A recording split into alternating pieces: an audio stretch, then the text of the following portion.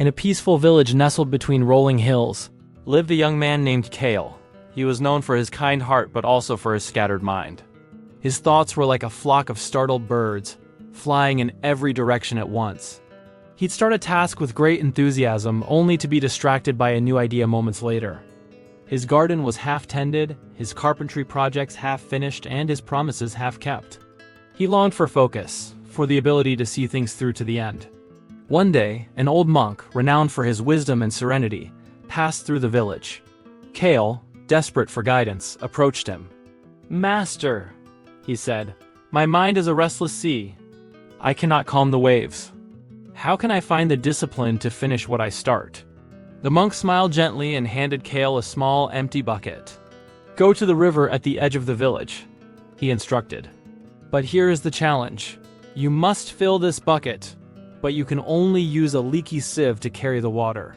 Kale was bewildered. "But master, that's impossible. The water will drain out before I take a single step." "Just try," the monk replied, his eyes twinkling with a knowing light. Determined to prove his commitment, Kale went to the river. Just as he predicted, every time he scooped water with the sieve, it poured out through the holes. He tried running, walking slowly, tilting the sieve, but nothing worked. Villagers who passed by chuckled, calling him foolish. Frustration mounted, and Kale felt the familiar urge to give up, to chase another, easier idea. But this time, something was different. The monk's calm gaze was imprinted in his mind. He took a deep breath and looked at the sieve, then at the river. Instead of focusing on the impossibility of carrying the water, he focused on the simple, repetitive action of scooping. Scoop, lift, watch the water drain, and scoop again. Over and over. Hours turned into a day, and a day into a week. Kale's single-minded focus on this one seemingly pointless task was a revelation. His mind, which used to leap from thought to thought, was now anchored to the rhythm of the water. He no longer heard the villagers' jeers or felt the sting of failure. There was only the scoop, the lift, and the flow. He wasn't just scooping water, he was training his attention. One afternoon, as he performed his ritual, he noticed something. The constant flow of water had washed the sieve clean. The silt and grime that once clogged the tiny holes were gone, and the mesh shone in the sunlight. He looked at the path he'd worn between the river and the spot where the empty bucket lay. The constant dripping from his sieve had watered the dry, dusty earth. And there, along the path, tiny green shoots were sprouting, forming a vibrant line of life where before there was only dust. A profound realization washed over Kale. The goal was never to fill the bucket. The goal was the process itself.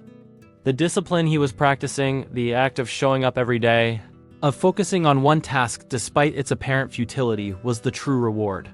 It had not filled the bucket, but it had cleansed his tool, nurtured the ground, and most importantly, disciplined his mind. He returned to the monk, his heart full of gratitude. "Master," he said, bowing deeply, "I understand now. The discipline is not in the destination, but in the journey. It's in each scoop, each step, each focused breath." The monk nodded. "Your mind was the leaky sieve, Kale. By focusing on a single, repetitive action, you did not stop the leaks, but you learned to control the flow. You trained your attention.